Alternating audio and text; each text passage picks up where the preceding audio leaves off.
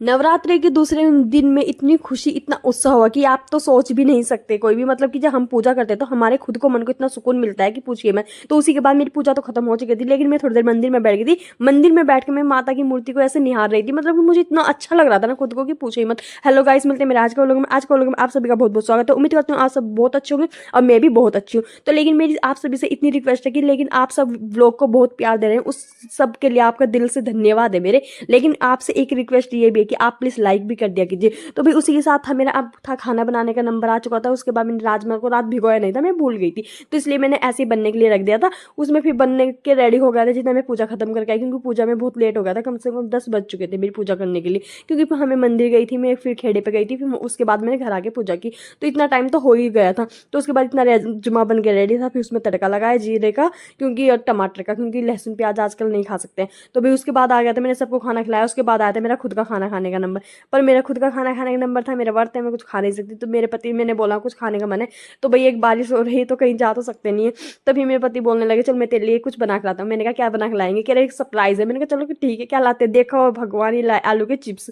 आलू के चिप्स ऐसे भाई पूछो ही मतलब क्रिस्पी तो थे नहीं, इतने सॉफ्ट, मतलब कि ऐसे लग रहा है कि तेल में से ऐसे ही निकाल करके लेके आ गए। पर इतनी मेहनत करके लेके आए तो उसके लिए तो बहुत बहुत धन्यवाद है इनका। इतनी बारिश में गए बना करके लेके आए, लेकिन कोई बात नहीं, मैंने वो खाए। तो ये देखिए बारिश इतनी हो रही थी हमारे घर पर। उसके बाद ये मेरे बेटा, बारिश में और कुछ हो ना, बच्चे इतना परेशान कर देते कि पूछिए मत। मतलब कि एक जगह तो रुकना ही नहीं, कभी नीचे ऊपर, इधर जाएंगे उधर जाएंगे। इतना बारिश में इतना बेकार है कि भाई इन्होंने इतना बुरा हाल कर रखा था कल और आज। कल तो फिर भी कम थी, आज इतनी ज़्यादा हो रही थी बारिश का भी, बिना मौसम की बारिश हो रही है। लेकिन फिर कभी कहता है मुझे हवाई जहाज बना के दो, कभी कुछ ये कागज़ के बना बना के घूम रहा था और उड़ा रहा था। लेकिन फिर यार दिया।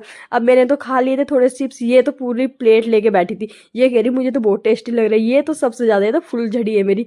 लेकिन ये फुलझड़ी के काम भी तो ऐसे ऐसे देखे, फुलझड़ी वाले ही काम है इसके सारे। ये लेके आई चश्मा, ये कल वहाँ जाके मार्केट जाके चश्मा लेके आई, मुझे चश्मा चाहिए चश्मा चाहिए, तब गई है। तो मैंने सोचा चल ये तो कल हीरोइन बनी रही थी, आज मैं बन के देखती हूँ।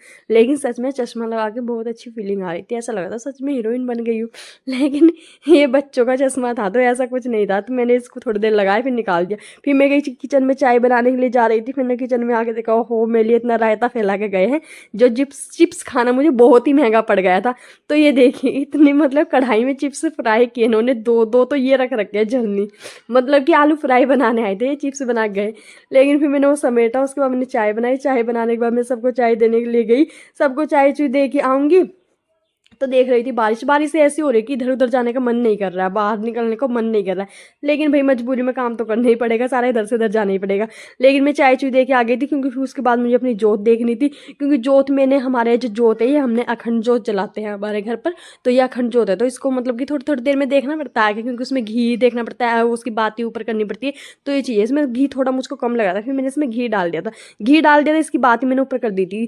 तो इसकी मतलब कि बोलते हैं कि जो जोत जलाते हैं, जब हम अखंड जोत जलाते हैं, इसमें ना फूल बनता है। तो अगर उसमें फूल बनता है ना तो बहुत ही शुभ माना जाता है। तो मैंने इसको यही, मैं बार बार यही चेक कर रही थी आगे, कल से ना मैं इतनी बार चेक किया, लेकिन आज देखा, आज इसमें फूल बन रहा था, बहुत ही शुभ माना गया है।